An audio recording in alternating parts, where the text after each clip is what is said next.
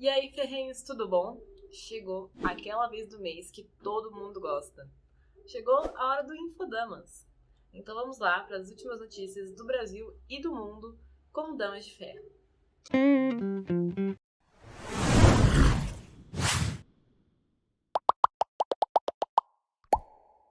Beleza, vamos falar do cenário internacional primeiro.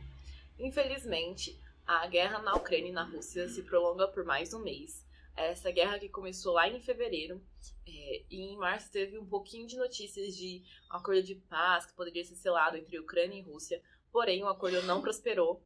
O que aconteceu foram avanços nas ofensivas russas, inclusive começou a circular na internet imagens que demonstrariam que a Rússia, os soldados russos teriam cometido alguns crimes de guerra.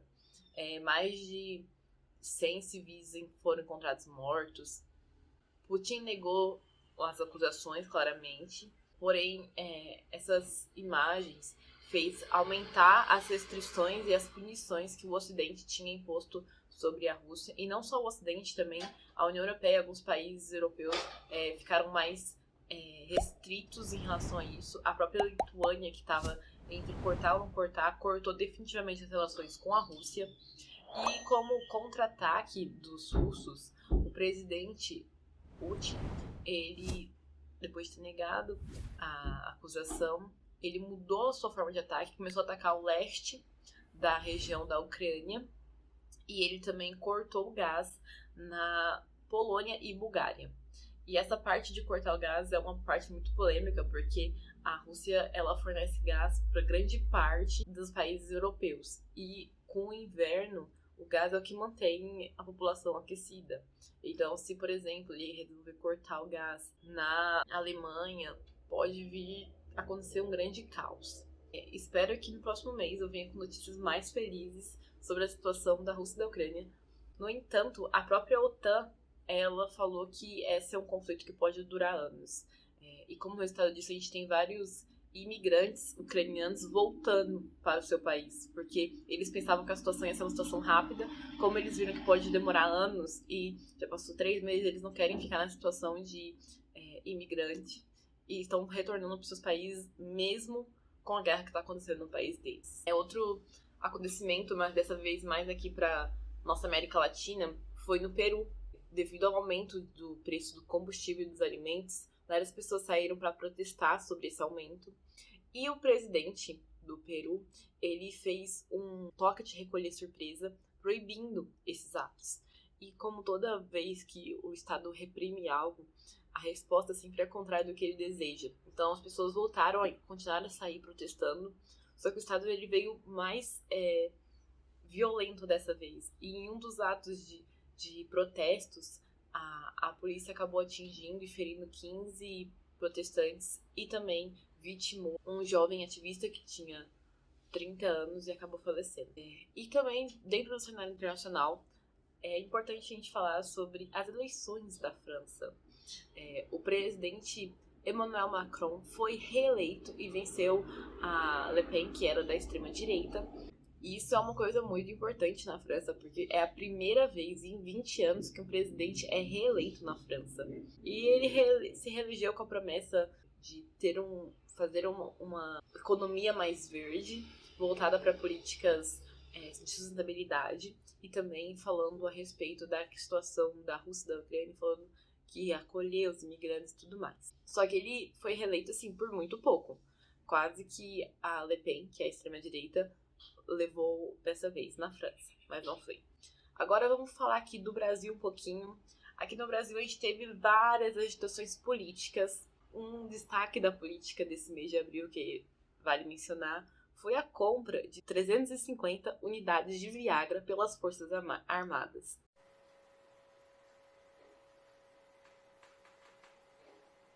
Essa compra apareceu no dados de portal de transparência e ela foi muito questionada, foi levado até perante a justiça para poder questionar. Só que o governo falou que essa compra é legítima, passou pelo processo licitatório, então ela está dentro da lei. E essa unidade de Viagra teve como objetivo tratar os pacientes com hipertensão pulmonar, porque esse remédio, apesar de uso comum nele, farmacêutico ser Viagra, ele também tem essa outra função, que é a hipertensão pulmonar, e foi para isso que o governo comprou para as Forças Armadas. Vamos acreditar. Ainda falando sobre gastos do governo com coisas assim, por que gastar? O governo aprovou um reajuste de 5% no salário dos servidores federais. Os servidores federais estão vindo com descontentamento com seus salários, eles estão pedindo 20% de aumento. E vocês vão até lembrar, no outro Infodamas, eu acho que foi no primeiro, eu comentei sobre isso, que o vice do presidente, o Hamilton Mourão, falou que seria impossível conceder esse aumento, porque se você desse para eles, ia mexer na economia e teria que tirar de outros. Porém, foi concedido. Essa concessão de 5% tem uma média de mais ou menos 7,9 bilhões em 2022 que vai ter que ser destinado aos servidores públicos federais.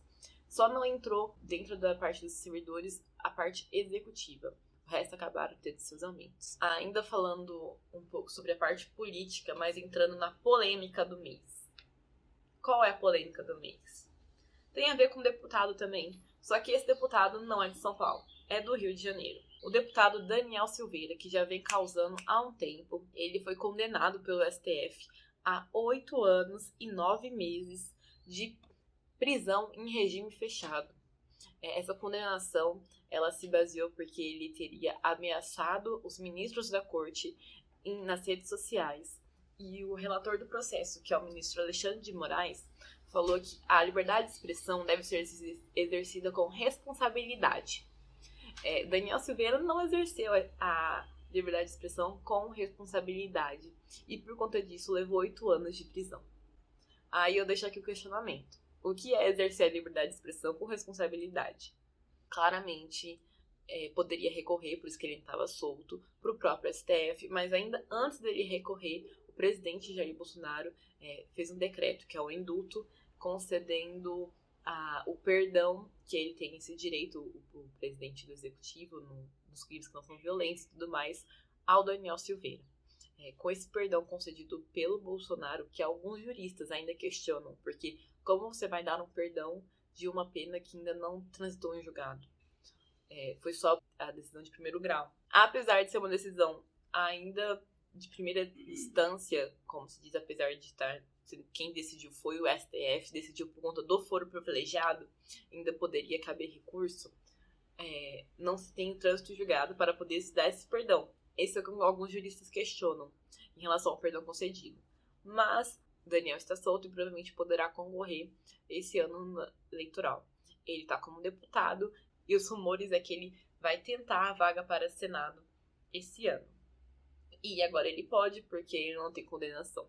E ainda falando um pouquinho de liberdade de expressão, vou pegar esse gancho, porque o Daniel Silveira foi condenado, basicamente, por ter cometido um crime contra a segurança nacional.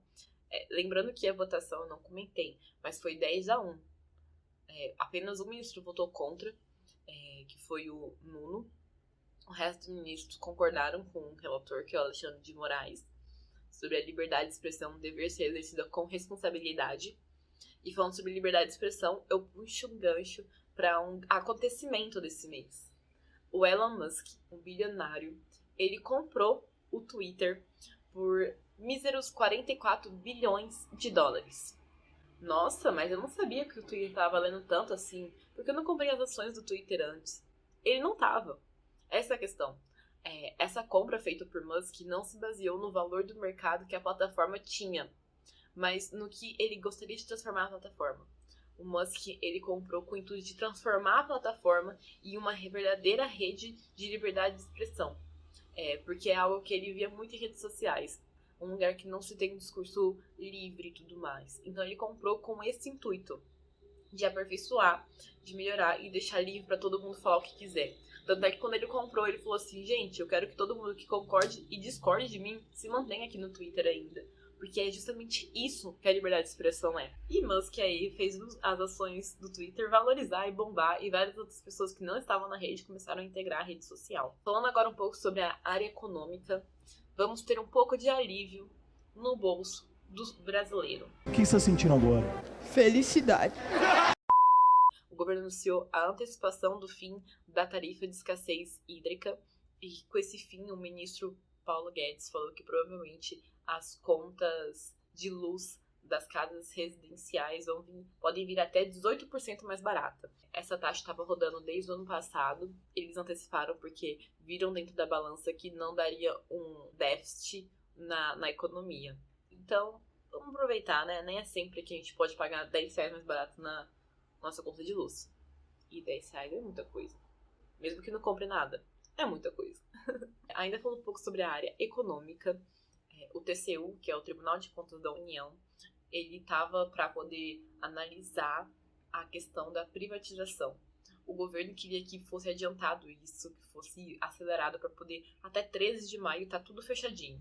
Só que pediram vista para poder analisar direito novamente. E aí, nesse pedido de vista, as partes pró-governo foram muito contra, porque se você pedisse, provavelmente não conseguiria fazer até 13 de maio. E foi concedida a vista, mas foi concedido com menor prazo. Só que ainda nesse menor prazo, foi 20 dias que foi concedido. Então, esse processo de privatização vai voltar em pauta 11 de maio, o que por si só já inviabiliza o plano inicial do governo, que é ter a privatização feita ainda esse ano, no dia 13 de maio. Então, provavelmente, a Eletrobras não vai ser privatizada esse ano.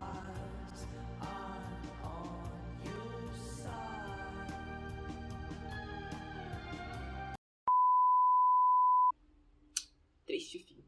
Eu lembro que eu falei sobre isso em janeiro, achando que tinha esperança, né? Mas tudo bem. E vamos finalizar este Infodamas falando novamente do cenário da saúde e com uma boa notícia. O ministro da Saúde, Marcelo Queiroga, anunciou o fim da emergência de saúde pública de importância nacional relacionada ao Covid-19. O que isso quer dizer? Todas as medidas que têm a relação com emergência, decreto, lei, que foram publicados nos últimos 2 anos, vão cair agora porque não é mais esse estado de emergência. Só que o Queiroga, no seu pronunciamento, ele falou assim: gente, não é mais estado de emergência, porém ainda existe o vírus, então tomem cuidado. Sim, calma, o Queiroga falou isso, ele falou. Então se o Queiroga tá falando, quem sou eu pra discordar? E esse anúncio de fim do estado de emergência se deve porque atualmente a gente está com mais de 73% da população vacinada e tem mais de 71 milhões de doses de reforço que já foram aplicadas nos brasileiros. Então a notícia é boa. E com isso a gente finaliza o Infodamas de abril. Espero ver vocês em maio e com mais boas notícias, e não vejo a hora de saber qual é a polêmica do mês.